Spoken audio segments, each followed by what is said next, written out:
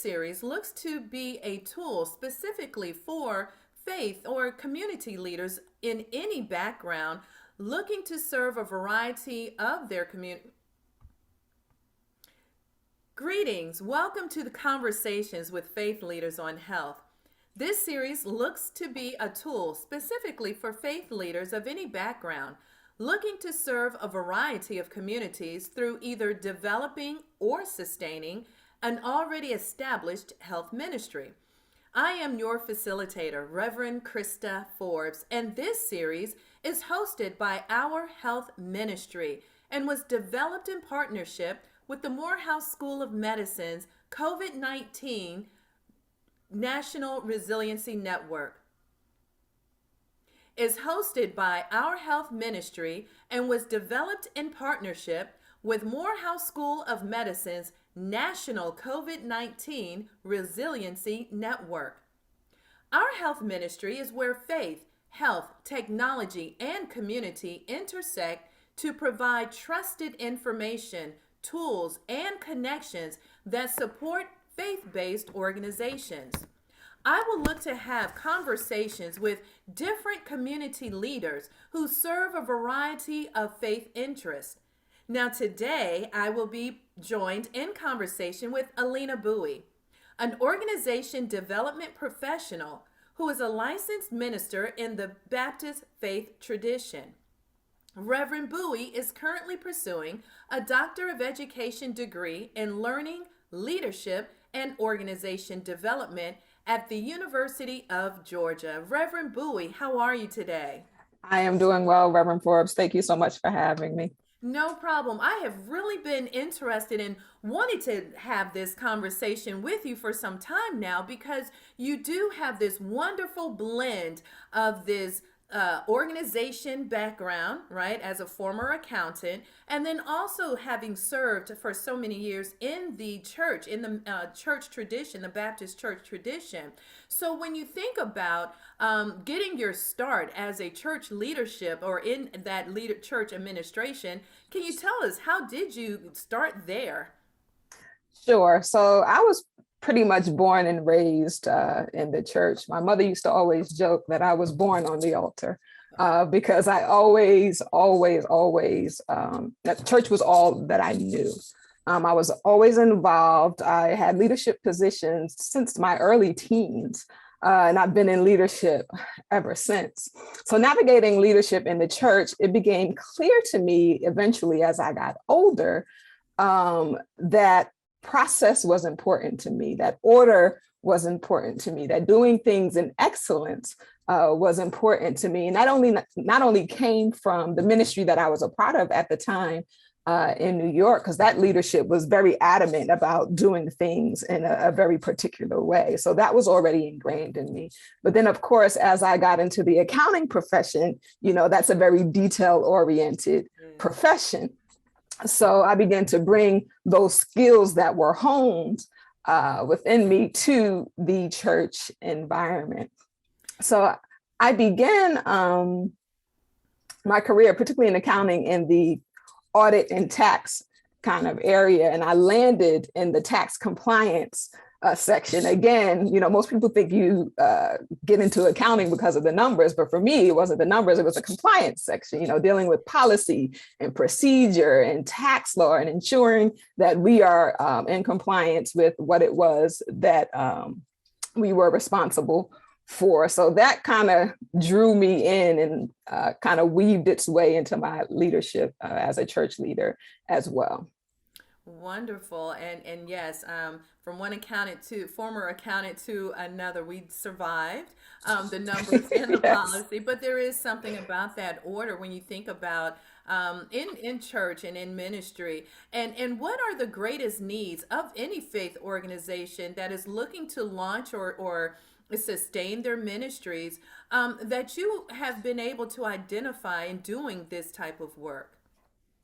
Wow, there are quite a few. I try not to keep you here all day, but those primary areas, I would say leadership, number one, good, solid, faithful, collaborative, consistent leadership. Because with good leadership, You have to know how to work with people, how to motivate and mobilize people, how to engage them, and how to manage conflict. So you need a leader in position that can kind of set the tone for the ministry and establish good interrelationships. So that's extremely important. And getting people to volunteer is the easy part, but keeping them, for a long period of time and keeping them engaged is much more difficult. So having good leadership that knows how to really connect with people is extremely, extremely important. And I would also say, in that same vein, it's important to kind of steer away from hierarchical leadership. There are studies that have been done. Of course, these studies are in corporate America, but it applies that hierarchical leadership is not the most effective form of leadership or style of leadership. Collaborative leadership is much more effective, much more productive, and much more people-centered, as opposed to very task-driven and autocratic. People respond a lot better to you engaging their humanity and acknowledging their skills and their gifts and their contributions that they can offer to the ministry. So it's very, very important to have a collaborative style of leadership and to be clear on everybody's function when it comes to leadership. Oftentimes, a lot of the chaos happens when we don't know our lanes, right? And people begin to cross over into other lanes. So it's important to be clear about everybody's function so that, things can move as smoothly as possible. Another area I would say is having appropriate policies and procedures in place and then documenting these policies and procedures, right? Because if it's not documented in my world, it doesn't exist, right? And then people kind of go haywire and everybody does what they want to do. And that's when the chaos ensues. And then my blood pressure rises because chaos, and confusion, that does something to me. Because I am a person of order, chaos and confusion tends to give me anxiety, and I'm sure other people as well. So if you want to kind of keep the order, it's very important to document, and have good policies and procedures and protocols in place so that everybody has a common understanding as to how things are to operate and most effectively and productively. So policies and procedures are definitely necessary. And some examples would be policies for budgeting, maybe requesting funds. What is your approval process for events and programming you may have? And each church is different, right? So there are churches that are more established and already have a general sense of policy and procedure already established. So it's just a matter of going to the right people to determine what those processes are. But then you have that other side where people are creating things from scratch, right? So, and you don't necessarily have to reinvent the wheel, because most of those types of resources you can find online, but templates that you can model after. But it's very, very important to have these things in place to ensure things run as smoothly and effectively as possible. And with that being said, I would also encourage ministries to educate themselves in terms of the local policies and procedures. For example, if you're doing events, outdoor events, or things of that nature, your city may require particular permits. And other things might be required for you to have that. So you need to educate yourself on what's necessary from that perspective to ensure that you are operating as you should. Because the last thing you want is to have an event or something go on and the city come and shut you down. And then we have all kinds of other problems and issues. And that's time spent, that's money spent, that's in the drain. And then people get discouraged, right? So you want to kind of avoid that situation. So make sure you educate yourself in that regard. And another thing I would say is know your why, right? And I would say that's twofold. You as an individual, particularly if you're starting a health ministry or any other ministry for that matter, why exactly do you want to be involved in this? Why do you want to do this? It should be more than just, I like to eat healthy, right? We would all hope, that we would enjoy or strive to eating healthy and doing better in that matter. But what's really driving you to be a part of this ministry or starting a ministry? And if it doesn't have a service piece to it, you might want to reconsider uh, doing that. So definitely consider your why. And then as a ministry as a whole, what is the need that the ministry will serve? What is the gap that the ministry will fill? Like, what is the need in the community? We don't just want to operate off of what we want to do, right? We want to survey the community that we want to serve and say, hey, what do you need? Because we want to meet the needs that you have and not just do things all willy-nilly just because we feel good about it, right? The idea is to be helpful and to support the community in a real way. So in order to do that, we need to know the needs of the community so that need can be met.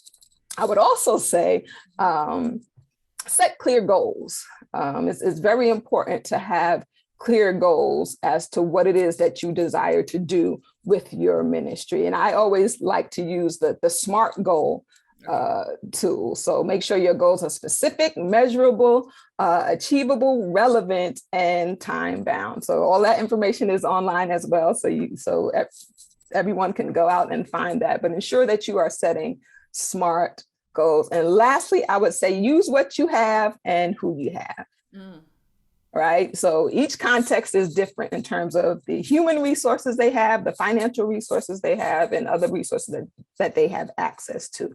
And sometimes when you're on the smaller side, it may be a little discouraging, like, what could we possibly do? But you can do a lot with a little bit, just with some innovation and creativity. So don't get discouraged. Use what you have. I'm reminded of the text about the prophet and the widow at Zarephath, right? When the prophet came to the widow at Zarephath, he said, can you give me a little bread and something to drink? And this is the Alina Bowie international version.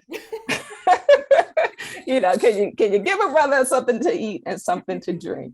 And the woman at Zarephath, the widow at Zarephath, she said, all I have is a little bit of oil, a little bit of flour, prophet. I don't have a whole meal here. He said, you know what you have is good enough.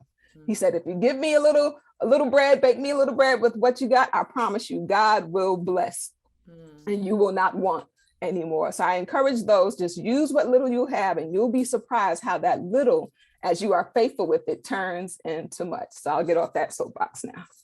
That was excellent. I think you dropped so many nuggets because you're right with regards to resources. Oftentimes how we get structured, how we think about starting our ministry, it usually is from the top down, and that is a time and a place for that. But for something like health ministry, and after you assess your why you're doing it and the need that you're looking to fill, that will definitely help to identify the collaborative approach that is certainly necessary. And through those collaborations will certainly come out of something else you said that I loved was just coming out and learning what else is out there in the community, right? Making sure that people know who to contact on city or local levels for officials and permitting purposes and all of that, and also knowing what organizations are doing that for collaborations on that level. I think those are some great nuggets, and the SMART goals. The SMART goals are so wonderful because it allows you to be specific, to make sure that it is measurable. It may not go on forever. So when are we going to have it? How are we going to measure these goals? And making sure that they are approachable and relevant. Right. And just being as specific and relevant as possible. Those tools are so perfect and great. And this is why I was waiting for so long to have a conversation with you, because when we talk about ministry and leadership, and there's always so many needs when we look across the community, but really having the professional approach And those are the viable resources that we're encouraging our viewers and our followers and our support system to really think about is what are those resources that you need to have and to approach things so it can be sustainable. Right. And certainly things that you lifted up are truly sustainable with that. When you think about the last question, I want to end on this. When you think about the systematic inequities, right? Systemic inequities that most communities of colors face. Most communities of color face problems in their communities that have left a whole huge gap as it relates to lower socioeconomic disparities, lower income, higher rates of infections and disease and the like, and just overall poor health quality. How would you counsel faith organizations, particularly in today's climate, about organizing and structuring their ministry, or a particular focus in their ministry, given all of those charge and those challenges? Because it can be very overwhelming. It can be very overwhelming. You want to save the whole community. But as it relates to just thinking about some of the things you lifted, what words or words of counsel would you give to those types of ministry leaders, if you can? Ooh, that's a big question. Okay. So I would start off by saying you can only do what you can do. Right? We are limited in what it is that we can do, whether we're limited in human resources, financial resources. We all have limitations. So we have to be realistic about what it is that we can actually do. Absolutely. Secondly, I would say access is one of the kind of heart of the matter issues, which means that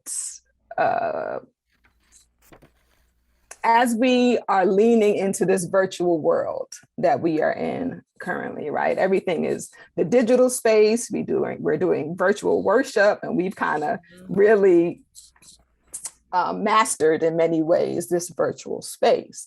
Well, there are people who don't have access to this virtual space, right? And other resources that would improve their quality of life. So the question is, how do we now reach those people? And what we can't forget is how to do some good old fashioned boots on the ground ministry, right? We have to go to where the people are as safely as possible, but we have to get to these people so that we can get the resources that they need in their hands, right? But the only way we can do it is you'll be surprised how many communities and how many families don't have access to the internet for a host of reasons, right? So we're so quick to say, oh, Google it, right? But everybody can't Google it, right? So how we have to think about now, how do we minister to and get resources in the hands of people who can't just Google it? So I think that's extremely important. And I think I would say the question that should be at the forefront of the minds of those who are strategizing in ministry and at the forefront of their conversations is, who is it that's within our sphere of influence that needs whatever resource it is that we are offering or providing and can't access it, utilizing the modes of distribution that we are offering, right? So we have to strategize. Once we come up with the answer to that question, we have to strategize how we're going to fill that gap. Right? Because no matter how great ministry we are doing, there's always going to be a gap. So we have to be conscious of who we're leaving out as we are making plans and strategizing with our ministries. And lastly, I'll reinforce what something you said earlier about partnering with other organizations that may already be doing what you desire to do, and they're doing it well. There's no sense in reinventing the wheel and doing it yourself if you don't have to, right? Partner with other organizations that may have the bandwidth and the financial resources that you don't have access to.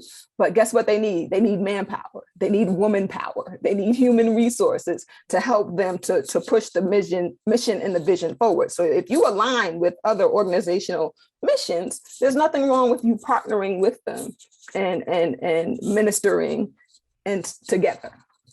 Absolutely. Wonderful, wonderful, wonderful. Well, I just want to thank you, Reverend Bowie, for your insight, for all of the wonderful information that you shared. And I want to thank you for your time. That was just absolutely excellent. And having this conversation with faith leaders, this was a great series. So thank you again for that. Thank you so much. No problem. And to learn more about developing or sustaining health ministries, and I want to encourage you and others to please visit our health ministries website. And that can be found at www.ourhealthministry.com. So again, thanks to Reverend Bowie, our guest today. And also thank you to the Morehouse School of Medicine's National COVID-19 Resiliency Network. It's because of their wonderful partnership and this wonderful opportunity that we've been able to have such viable and such important conversations as we had today. So thank you, and you enjoy the rest of your day.